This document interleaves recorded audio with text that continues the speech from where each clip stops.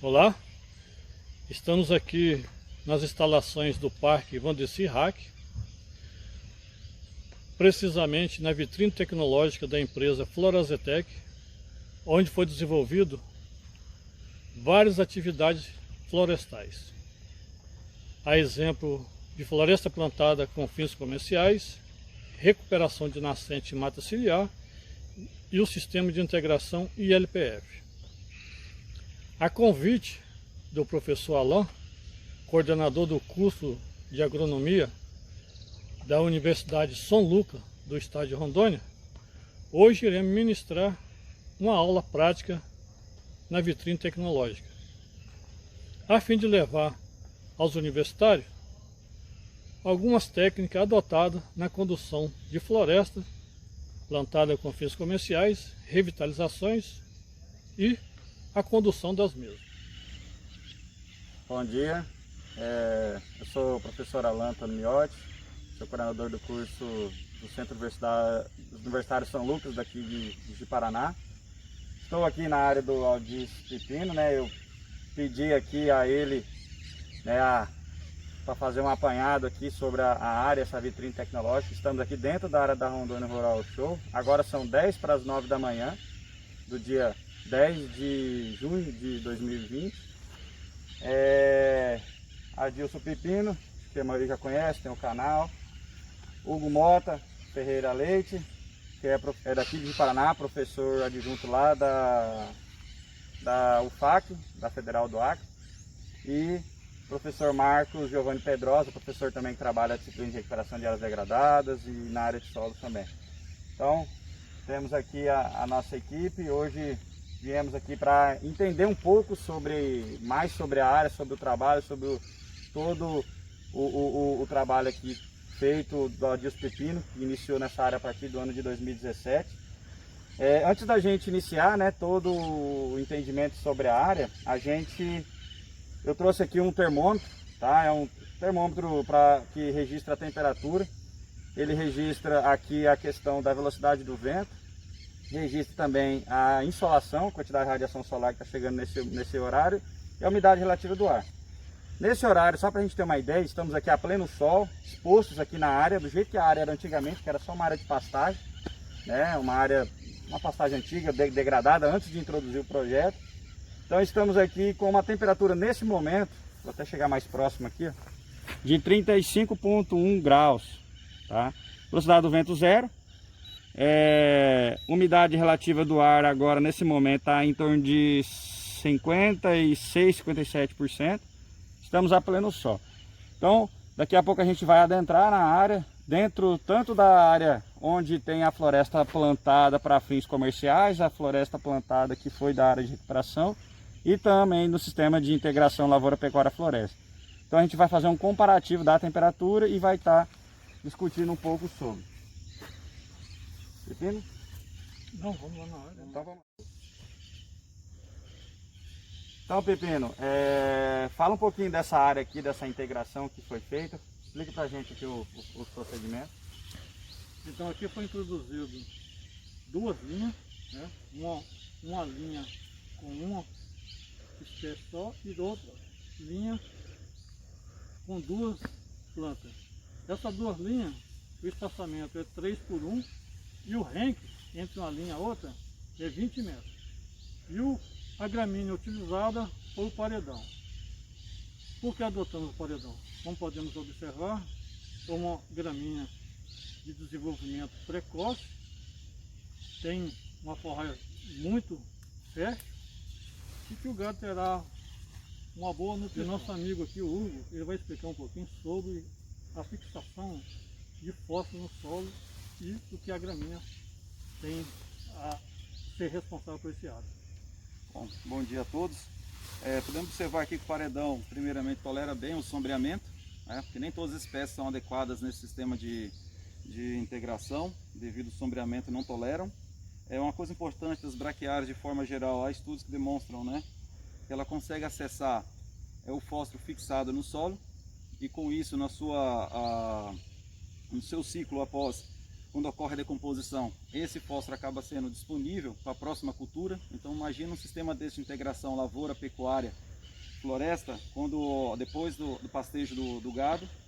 Então, se você for entrar com uma lavoura de milho ou soja, essas plantas podem se aproveitar desse fósforo que foi então retirado do solo por meio da braquiária. E também há um estudo do nosso colega Marcelo em São Paulo que demonstra também que não só o fósforo, mas a braquiária também consegue acessar o potássio fixado no solo, né? Então são hoje, devido a nossas reservas mundiais de fósforo e potássio são limitantes, não temos então para toda a vida, então eles conseguem então fazer essa ciclagem de nutrientes, né? Aumentando a eficiência do sistema, coisa que num sistema de monocultura apenas você não vai encontrar essa eficiência. Então nós temos aqui o componente árvore, a pastagem e de culturas anuais, né? Você acaba então aumentando a eficiência de aproveitamento desses nutrientes para que não sejam perdidos ou fixados no solo. Para a gente falar um pouquinho da temperatura, né? Ali em cima, a pleno sol, a gente estava ali numa área ali aberta, antes de entrar no sistema, a temperatura ali chegou em torno de 35 graus, a umidade relativa 56.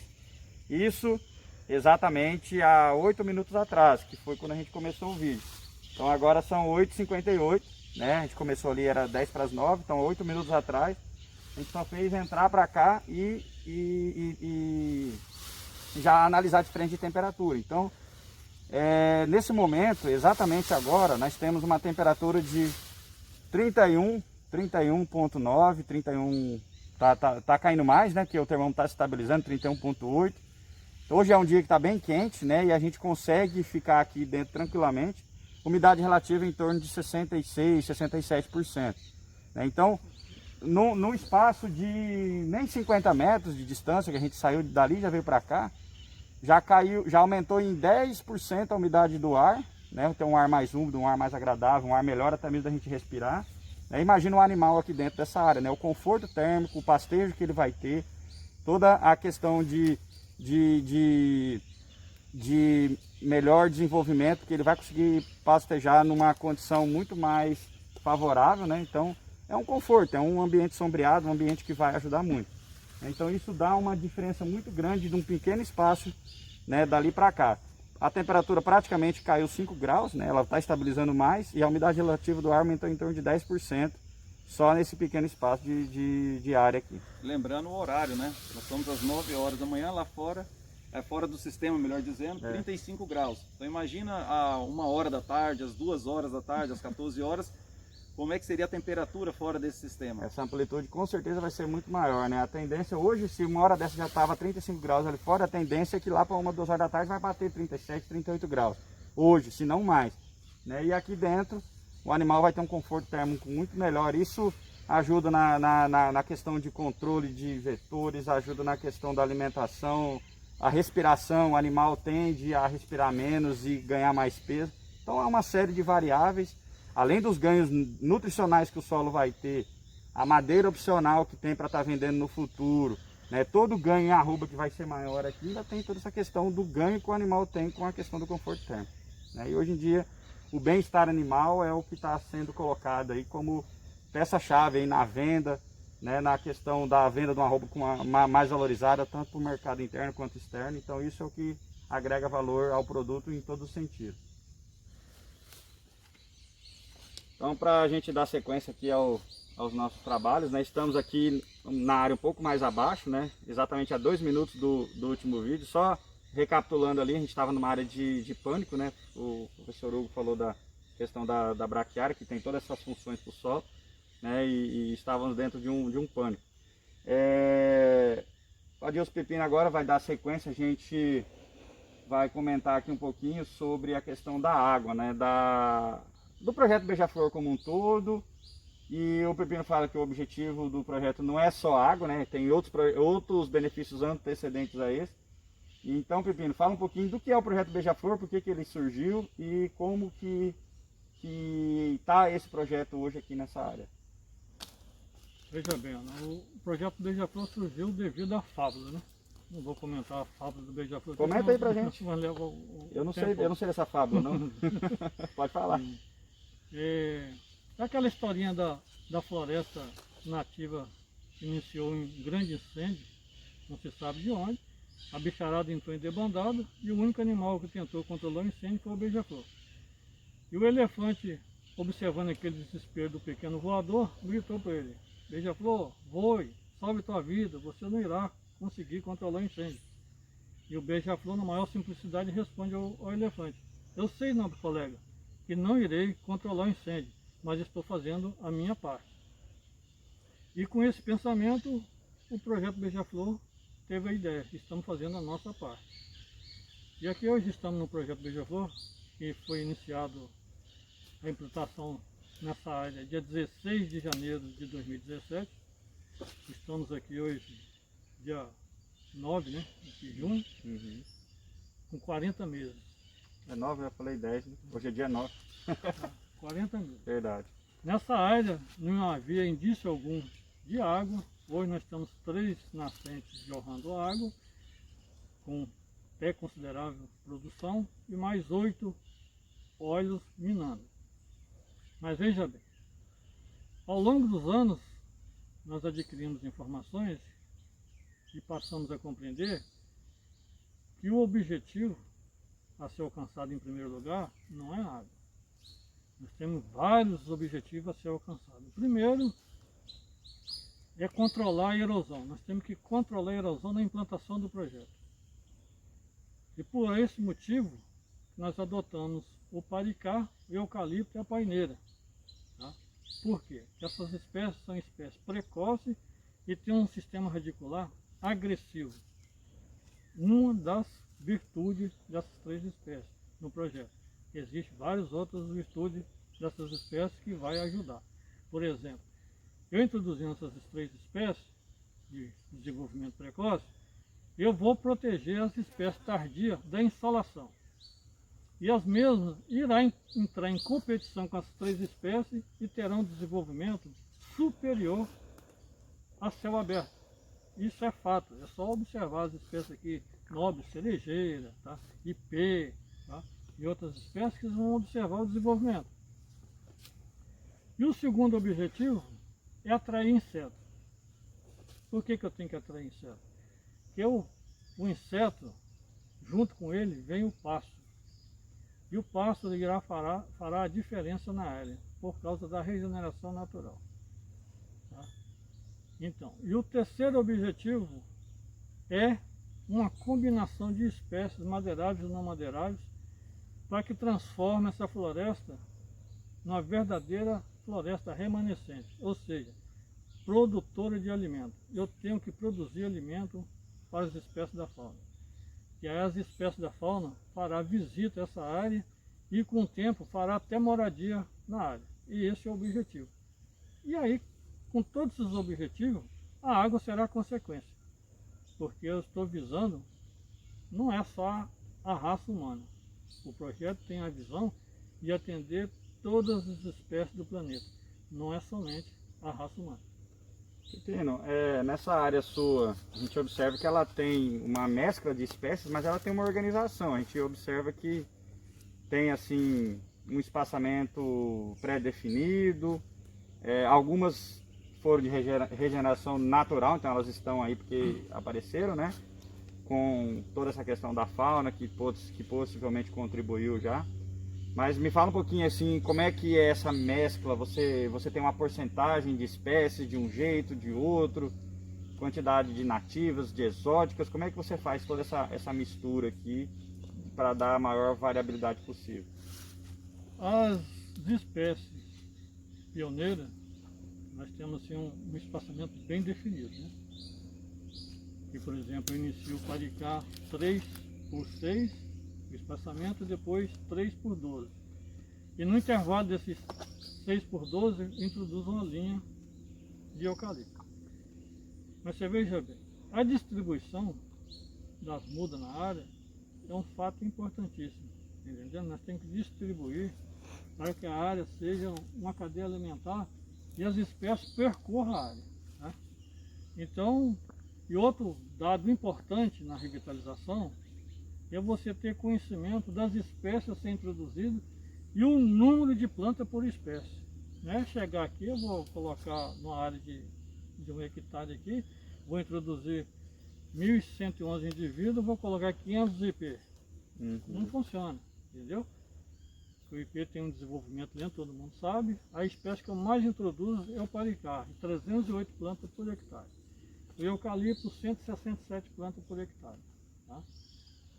A castanha, por exemplo, eu introduzo só 4 plantas, porque elas vão permanecer na área. Você vai poder observar aqui, nós já estamos fazendo... Vai ser a clímax, né, pessoal? nós já estamos fazendo o desbarre da área. Como nós vamos fazer o desbarre? É através do anelamento, entendeu? E o paricá tem essa outra função. Ele vai abrir clareira para as espécies tardias ter outro desenvolvimento. Então aqui nós fazemos uma seleção das piores plantas e retiramos elas.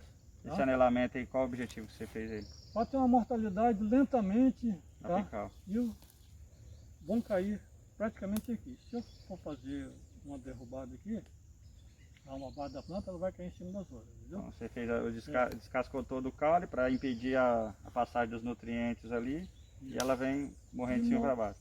Degrada. Olha lá, não começou ainda, mas tem que 30 dias nós fizemos isso aqui. Uhum.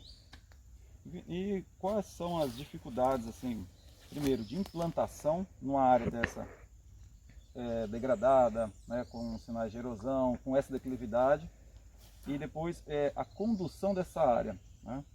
Porque não é só chegar e plantar, né? Temos ataques de pragas, o desenvolvimento inicial das plantas, né? Quais seriam esses problemas iniciais e também a época de implantação também, né?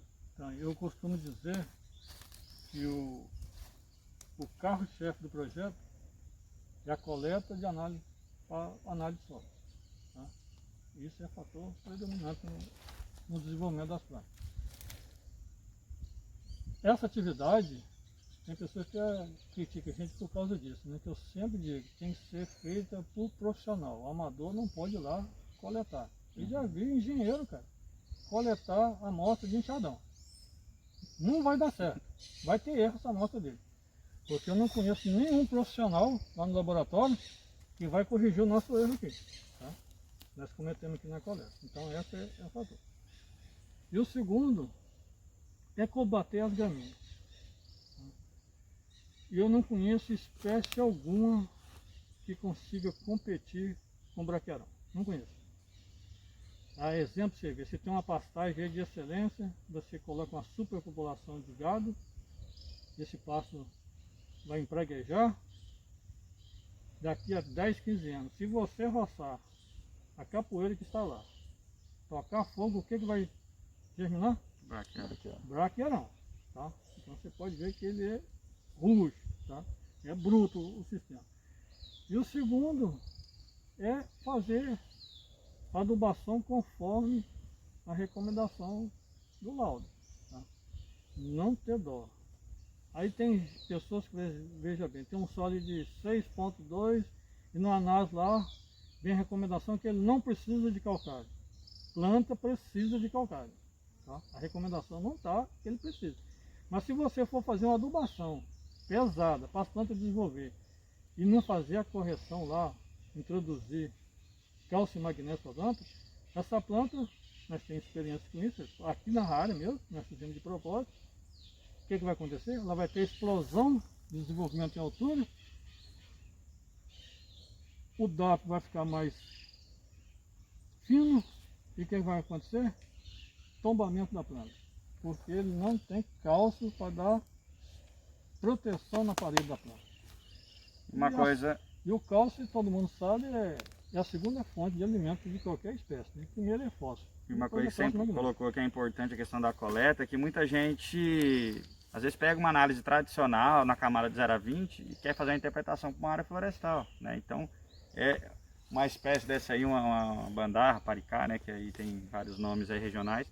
Ela é uma planta que vai explorar aí seus 60 centímetros, 70 no mínimo. Então, é uma análise mais profunda, né? De 0 a 30, de 30 a 60. Então, isso não é uma análise tradicional que você faz com capim, com milho, onde se pega mais superficialmente. E esse solo tem que ser corrigido lá embaixo, né?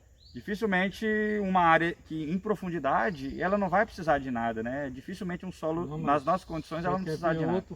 fato importante, né, em questão de adubação de fósforo é o uso de super simples e super triplo em floresta. Isso não existe, gente.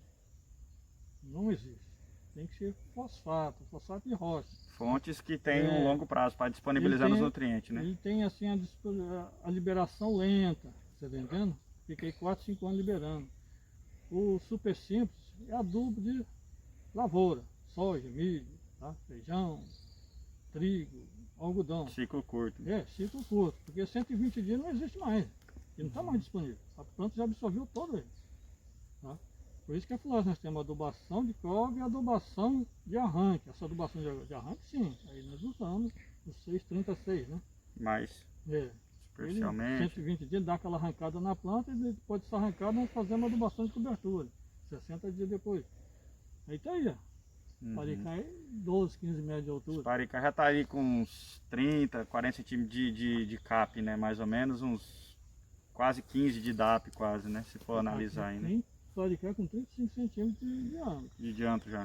E aí, Silvio, então, a implantação desse sistema sem adubação não tem como ele desenvolver muito bem. Veja bem, todas as áreas que vamos recuperar está com 30, 40, 50 anos degradado, já foi utilizado. Então todo o nutriente que existiu naquele solo ali já foi absorvido pela gramínea e o gado.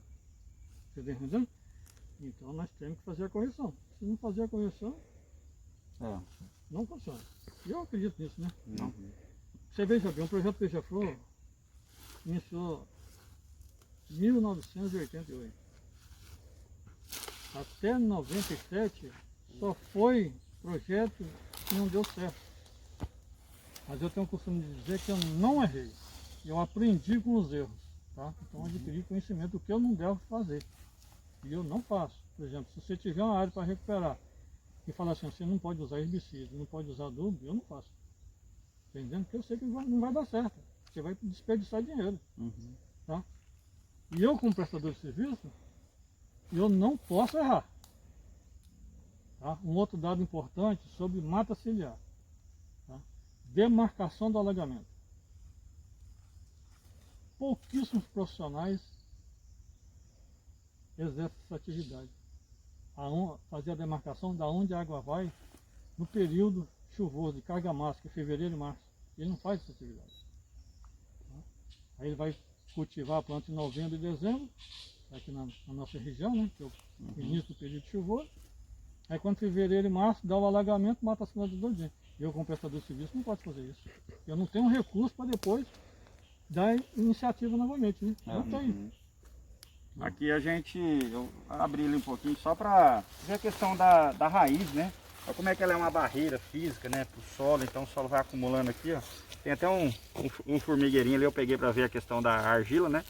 Então ele é um solo mais arenoso em cima, mas ele tem argila embaixo, né? A formiga mostra isso, né? Ela tira a terra de baixo. Então, querendo ou não, isso aqui é um argissolo, né, que tem nessa região aqui como um todo. Tem essa parte mais argilosa embaixo. E a gente está vendo, né, com toda a contribuição, né, de controle da erosão que a árvore ela dá.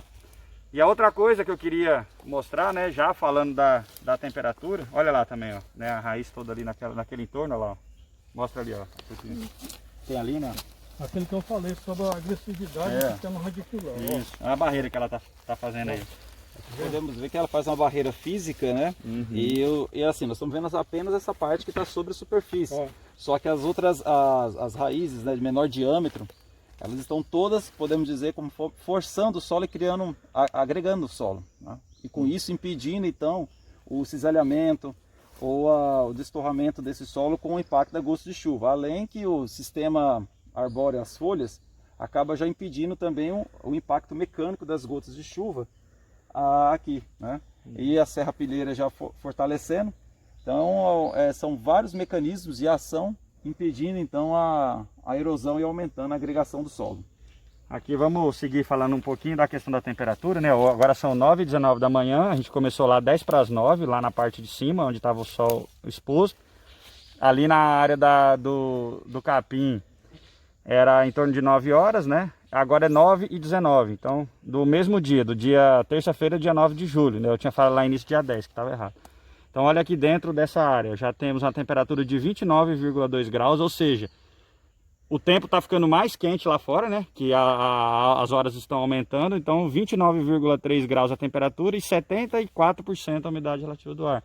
Então quanto mais a gente está dentro dessa área, mais a gente observa um equilíbrio térmico, uma melhor temperatura, né? Uma condição mais favorável, né? De que as plantas estão protegendo a área e deixando esse microclima aqui muito mais adequado, muito mais favorável a nós que estamos aqui e a todo o sistema que está aqui dentro dessa área. E só para colaborar um pouco, essa função que o SAFs, o Sistema de Integração Lavoura-Pecuária, cria em relação ao microclima, é como se fosse um isolante térmico. Então ele não permite a amplitude de temperatura. Podemos dizer o quê? Que à noite a temperatura cai, é normal, mas que alguns sistemas sem o componente arbóreo, chega a 1 hora, a 2 horas da tarde, a temperatura aumenta muito. Então de dia muito quente e à noite muito fria. Isso é prejudicial para a criação de animais ou também para o desenvolvimento de plantas. Então ele diminui a amplitude, né?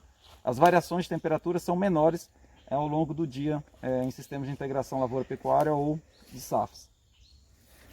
Beleza. Sim. Veja bem, pessoal, que hoje nós estamos em uma lavoura de páricas, tá? Floresta plantada com os fins comerciais.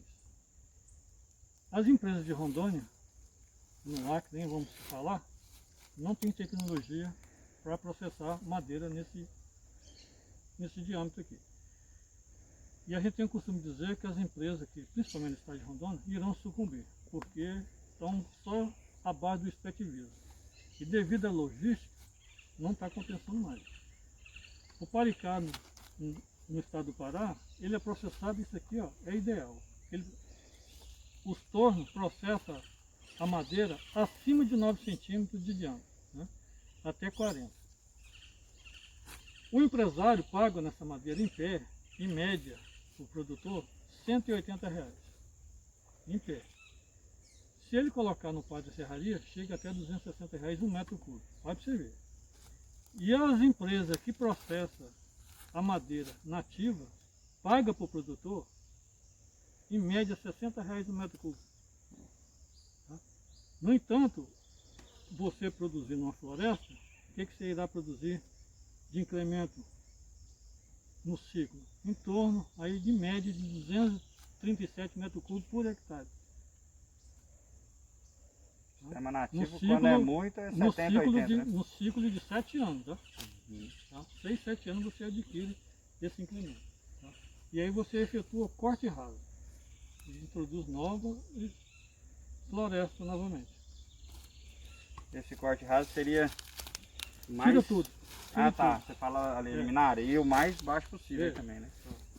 Pegou aqui e já faz uma base. Tá? Então a cada 7 anos, 1 hectare de, assim, tem algum dado, estima quantos metros cúbicos? Pode... 237 metros. 237 metros. Enquanto que na floresta manejada é em torno de 70, 80, quando é muito, né? Na floresta nativa manejada, né? Você consegue E o valor pegar... do metro cúbico é... esqueci, Madeira em pé, R$180. R$180. Uhum. Vamos mostrar outra área aqui? Vamos na sequência, o eucalipto aqui. O eucalipto eu mostrei lá, eu tenho um vídeo na introdução. Aí, ó.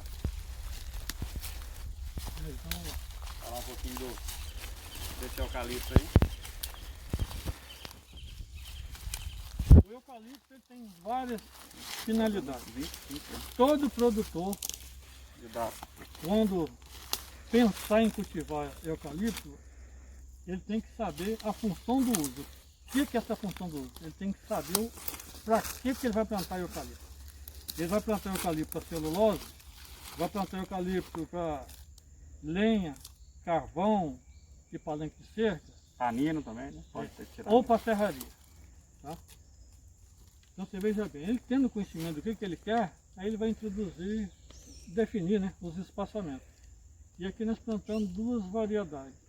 Uma variedade adaptada a Rondônia e outra variedade não adaptada. Essa é adaptada, é o VM001. Ele tem finalidade a palanque de cerca, lenha, carvão e serraria.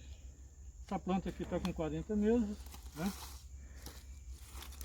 Aí, o incremento médio varia aí de 55 a 60 metros cúbicos ano. Mas temos florestas que desenvolvem mais ainda em Rondônia, porque Rondônia é um estado diferente de todos os outros estados do Brasil. O incremento médio anual aqui é superior a todos os outros estados. Já temos dados disso aí, tá? Essas suas plantas aqui no primeiro ano, a gente mediu elas com os alunos, houve um crescimento em altura de em torno de 1 metro por semana. 1 metro por semana. Elas cresceram, foi um trabalho feito em 2 meses, 8 semanas. Elas saíram em torno de 1 metro, 1,15 m, foi para 2,80 m, quase 3 metros. Ou seja, é a média desse tempo aí que elas cresceram, né?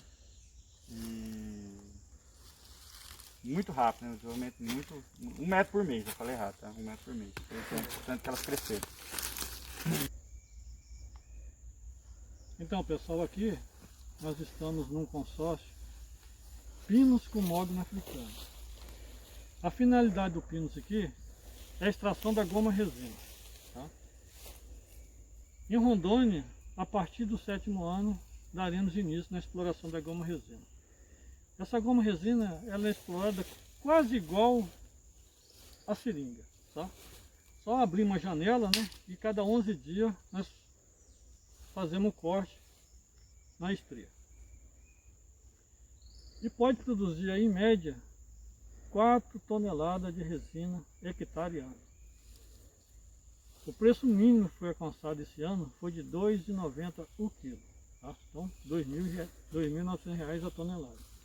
Mas já chegou a R$ 4,20 o quilo. E a partir do 7º ano, você explorando, o produtor tem condições de manejar uma área de 10 hectares. Enfim, os tratos agriculturais, preparar a planta, abrir a janela, fazer a abertura das estrias, fazer a coleta da resina, e embalar e despachar. Uma alternativa para o pessoal do Acre, né? O pessoal não gosta de extrativismo, essa espécie é extrativismo. Tá? Vai ajudar aí muito o produtor. Se a pessoa, o produtor, aí, tendo uma receita mensal bruta, né? De R$ 1.088, 10 hectares. O custo médio por hectare para implantação. Aí vai depender da área, né? Do solo, né? Mas Ele, assim, não é, ele é menos exigente de solo do que o eucalipto. Tá? Menos. Aqui nós temos lavoura de pinos introduzida em solos com 94% de areia. E tem alguma variedade, tem alguma restrição a nossas condições aqui de Rondônia, né? Porque ele não é natural do nosso clima, né? Estão introduzindo aqui em Rondônia 2 variedades. O Pinus caribeia, variedade hondurense. O Pinus caribeia, variedade hondurense. E agora um clone do hondurenses com heliote. Misturado. É um clone. Talvez tenhamos uma precocidade melhor que o hondurense. Né? O hondurenses, a resina dele é mais fina, tá? E pesa menos do que o caribeia. O caribeia ele tem uma consistência maior. Mas o recomendado é esse aqui, ó, o hondurense. Tá? Que já é de uma região de clima mais quente, né? No mundo. Entendeu? Isso aí. Beleza. Vamos no mogno. Pessoal, aqui agora nós estamos numa floresta de mogno africano. Tá? Aqui é dos caia. Caia grandifoliosa. Muitos produtores, até o 2019, cultivavam o grandifoliosa imaginando que estava cultivando o ivorense. Mas aí alguns produtores do Brasil convidou um dos maiores especialistas do mundo em mogno e ele veio para fazer a identificação das espécies. Então foi constatado que isso aqui é o grandifoliosa. E aqui nessa área nós temos 2 variedades, o mogno africano e o asiático. O asiático é o Melia azedarache, conhecido vulgarmente por Cinamomo, Santa Bárbara. Né? Produz uma madeira excelente, muito apreciada e muito valorizada.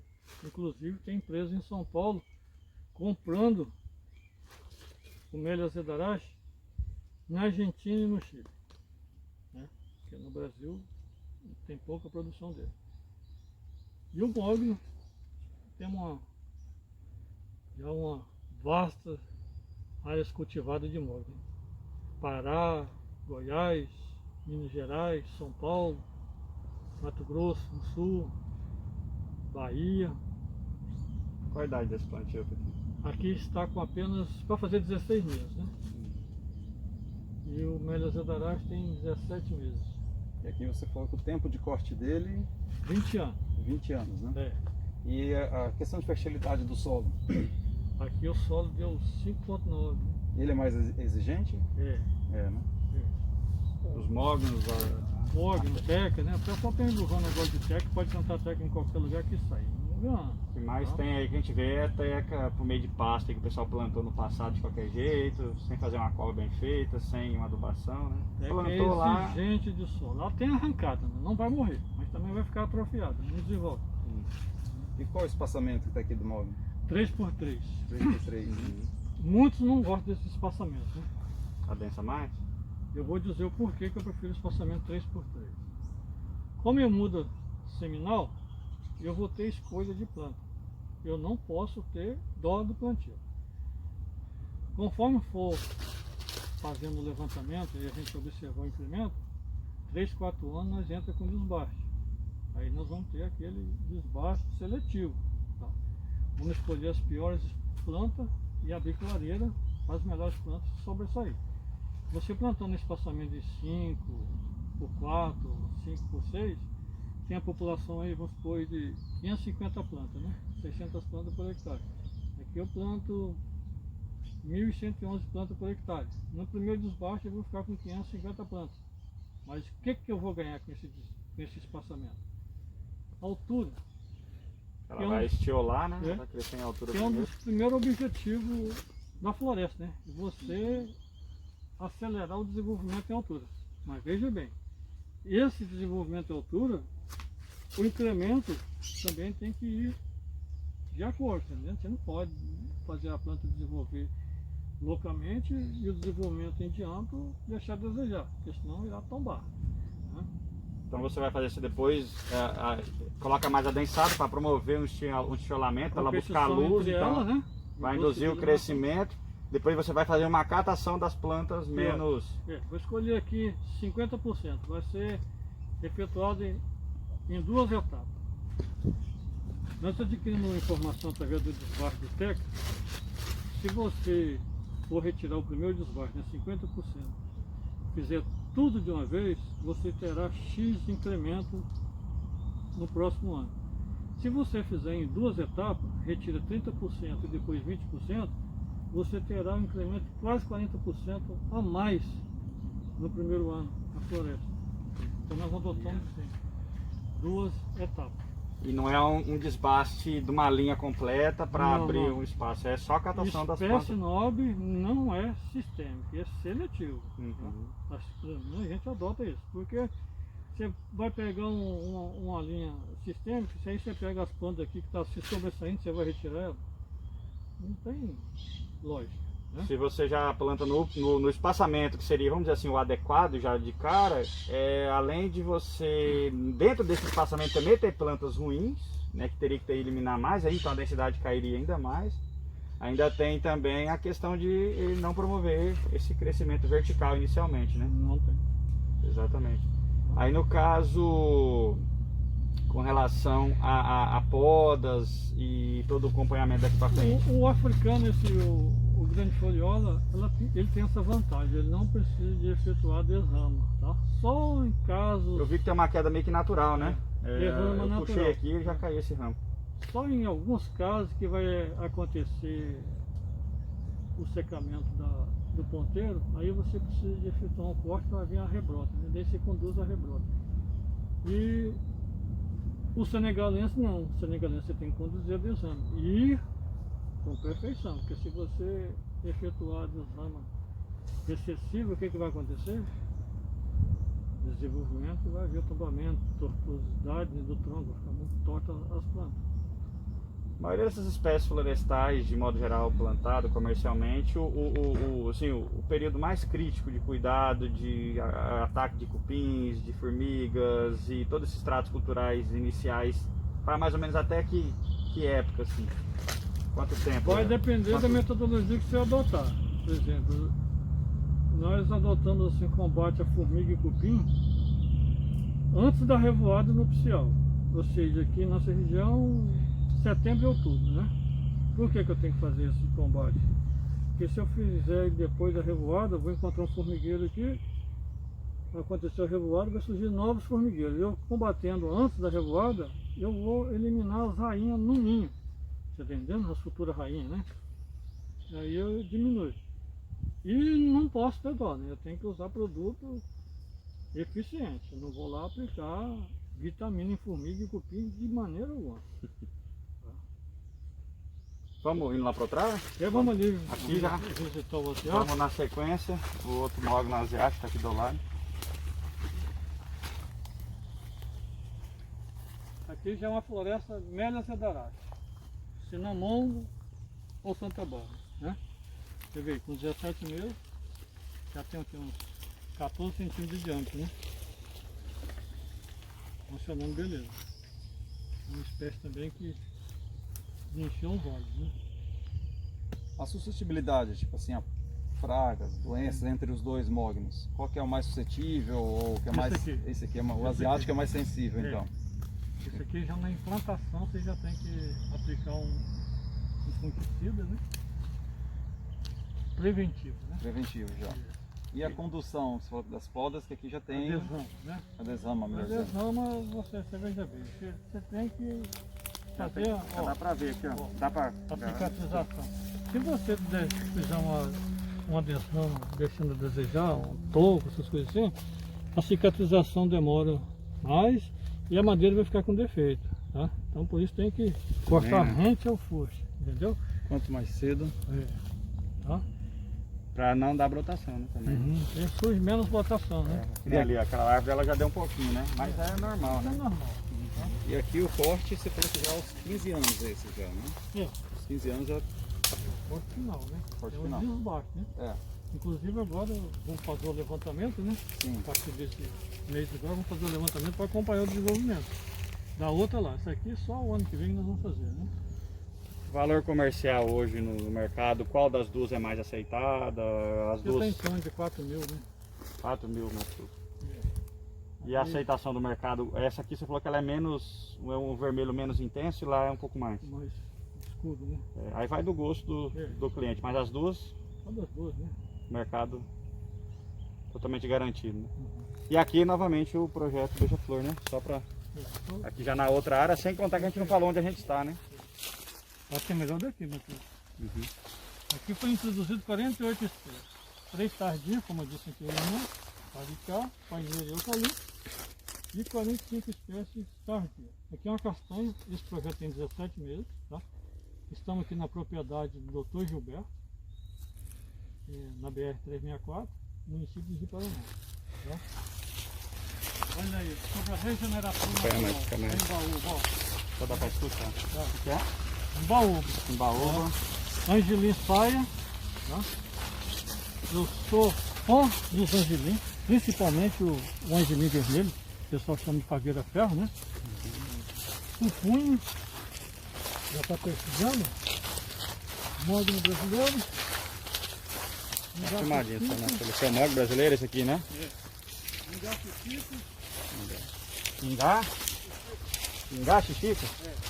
Aqui, ó, a soma uma rosa, todo mundo sabe que já está entrando em extinção, né? Soma uma rosa, jamelão, ipê rosa. Jamelão, ipê rosa? Não, não. aqui não, ali não. Aqui é mandar. Ipê rosa aqui, né? Munguba, genipapo, abricó de macaco, Genipapo, abricó de macaco. aqui é bolão, Como é que é o nome dela? bolão, Bolã. bolão, E aqui ficou o espaçamento entre a... Não, ali é bandar, né? Mas aqui já não é, né? aqui é eucalipto. Eucalipto, né? Ficou qual o espaçamento dessas? Lembra que eu falei o plantio do paricá 3 por 6, o segundo 3 por 12 e no intervalo de 3 por 12 eu introduzo uma linha de eucalipto. Tá? O eucalipto tem várias funções. Tá vendo? A pioneira que a taguilha de edição, protegido da insolação. Tá? Então não está sendo muito agressivo. E aquela história, muita gente vai falar assim, ah, mas introduz eucalipto. O eucalipto tem aquela questão da absorção de água, essa conversa aí. O que você tem a dizer sobre isso? Eu, na minha opinião, conversa vai dormir. É, né? Veja bem. Toda planta vai depender da densidade. Ela tem de 70% a 90% do seu corpo é água. Aqui é 90%, uma onda, né? O eucalipto depende da densidade. Ele consome em média 350 litros de água por quilo de madeira, né? Aí suponhamos que em 10 anos nós temos um eucalipto aí que está pesando 10 toneladas. Vamos arredondar só para fazer uma comparação. E a densidade dele é grande, e ele tem 70% de água. Então ele tem 7 toneladas de água armazenada. O que ele está fazendo nesse momento agora? Devolvendo para a atmosfera. Entendeu? Bombeando a água do solo. É isso. Ele retira a umidade do solo, puxando o lençol freático para cima e jogando na atmosfera. E aí sobre o negócio da exótica, né? Porque vocês são engenheiros, vocês vão ver. Todo mundo, os ambientalistas, fala só sobre uma espécie. Só a espécie arbórea. Só critica o eucalipto, tá? E o pinus, né? Na verdade, o povo gosta de criticar o que dá dinheiro, né, pro Mas produtor. é só espécie arbórea. Se o brasileiro parar de cultivar espécies exóticas, o Brasil para. Por quê? As 20 frutas mais consumidas no país, só 3 é brasileiro. Maracujá, goiaba e abacaxi, né? Carne, não tem nenhuma brasileira. Grãos, nenhum brasileiro. Legume, verdura. Tá? E para resumir, eu sou descendente de italiano, português e judeu. Eu sou exótico então. Entendeu? Entendi. O que nós estamos fazendo aqui? Então por que só critica as espécies arbóreas? Esse é meu conceito sobre espécies arbóreas. Eu não acredito em espécies exóticas. Exótico para mim é só coisa de outro planeta. Tudo que está aqui na Terra, ele não é exótico. Natural, né? É natural. Tem benefício de todas as espécies, não só da raça humana. Só falta a gente saber conduzir essa vida entre as espécies exóticas. Entendeu? Aí, aqui, outra linha de eucalipto, né? Cada duas e... Aqui é Sempre no meio da bandarra tem essa de eucalipto, né? um enxotamento de 12 metros. De 12 metros. Agora, Hugo, o nosso desenvolvimento de água, porque nós comentamos que o projeto Beija-Flor conseguiu, nesses 31 anos de pesquisa, desenvolver os 3 pilares da sustentabilidade: social, econômica e ambiental. Da parte social, todo mundo já está vendo aqui, né? Mas a econômica, poucas pessoas têm conhecimento, que está ali. Apiário. Vamos chegar lá? Mais perto? Não, dois, né? Não, mais perto, só para Não, filmar de longe. vamos, você pode ir mais, não. Dá o zoom. Não é para a abelha pegar nós não. Dá um zoom então. Entendeu? Então olhando a parte econômica. É outro... Produção de mel e a outra.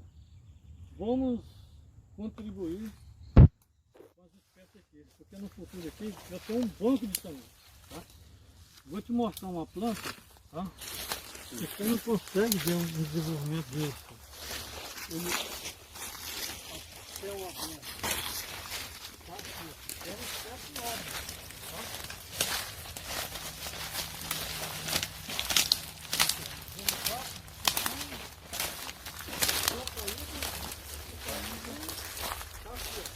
Papo, punho, copaíba.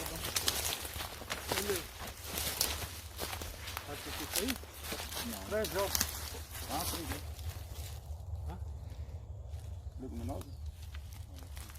Uma madeira É nobre. Leguminosa, né? Madeira nobre, tá? Com alto valor comercial. Aqui estão angiquinho do brejo, a água pode ficar até lá na água, fica 5% no mar. Esse é qual? Angiquinho do brejo. A sua serva aqui então tem árvores, né, várias famílias, cada um contribui de uma forma no sistema, né? É aquilo que eu falei do celular. E entra outra questão que a gente não comentou até agora, que é com a eliminação futuramente, possivelmente dessas árvores, entra aqui o econômico do produtor, que ajuda a bater todo esse custo. Aqui eu tenho mogno nacional, tenho cerejeira, tenho jatobá, tem ipê amarelo, tem ipê roxo, cumaru, ferro, tá? Frejó. Você pode estar eliminando essas exóticas, que se diz exóticas, né? Para fazer para venda, né? Outra coisa também falar, como tem uma diversidade de espécies, também aqui podemos encontrar também, atrai vários insetos, né? Inimigos naturais daqueles, né? Das pragas, né? E acaba ocorrendo um controle melhor, né?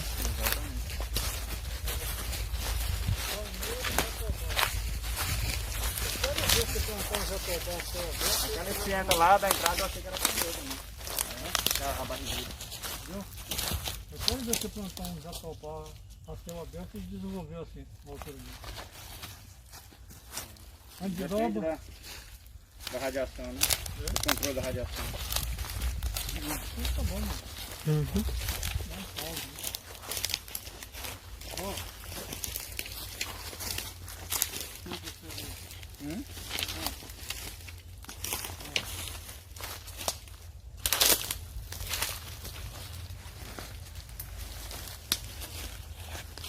Eu tô falando, a polinizadora ali. Consegue pegar a abelha aqui? Total 3 do boi mesmo, não tem mais água não. Às vezes tudo turquizado, velho, Mas porque agora, ó, esse ano tá típico em Rondônia, né? Mas só que já era pra ter parado a chuva. já era pra ter parado, nós estamos, né? Mês de junho aqui já era pra estar começando a secar, né? Esses dias atrás deu uma chuvinha aí, né?